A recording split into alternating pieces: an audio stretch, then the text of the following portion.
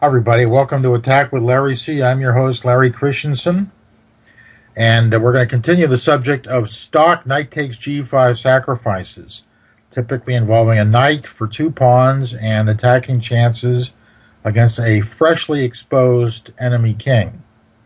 But before we touch on that subject and discuss some very fine examples, first I'm going to go with let's look at a cute little combination recently played in the Continental Open 2015, played in Sturbridge, Massachusetts. The players, Evan Meyer White and Danny Ungermeyer Black. Evan Meyer is a promising young master from Boston, and he granted me the opportunity to check out this game, even though he lost it. Very classy move by the youngster, and so he wanted to share this cute tactic.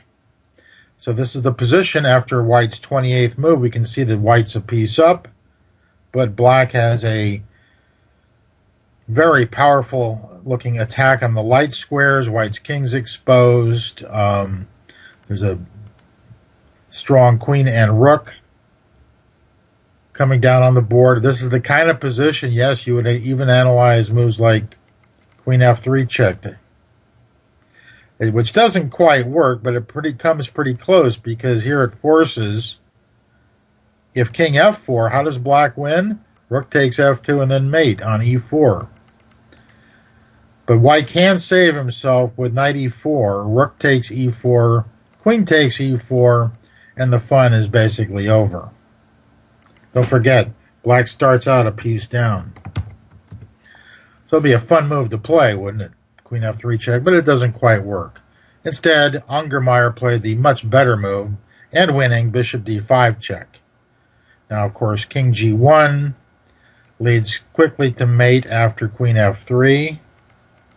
So Meyer tries king h3, and now we see a very nice finish coming up. Now, Black did have the opportunity to try g5. The point being, if queen takes h6, do you see the win? Yes, you found it. Queen g4 check, knight takes g4, bishop g2 mate.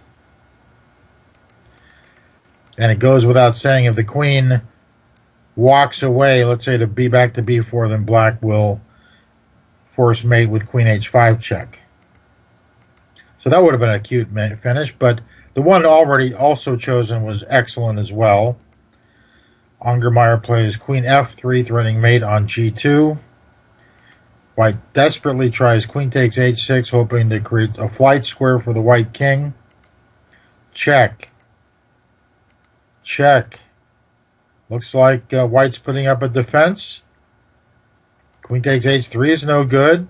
Rook e4 check. Rook f4 is not convincing at all.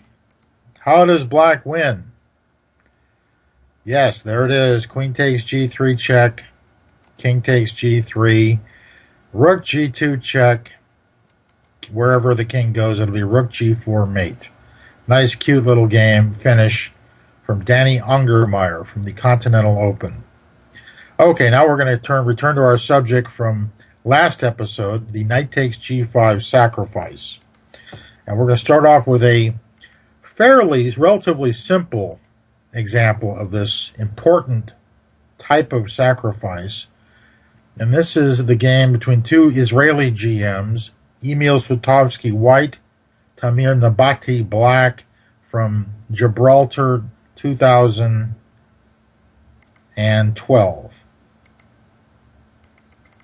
Okay, and as oftentimes these sacrifices come in from the Giuoco Piano and the Ruy Lopez. They're most commonly seen, but they can happen in all sorts of openings and setups. Classical, that's one of the real prime breeding grounds of the knight takes g5.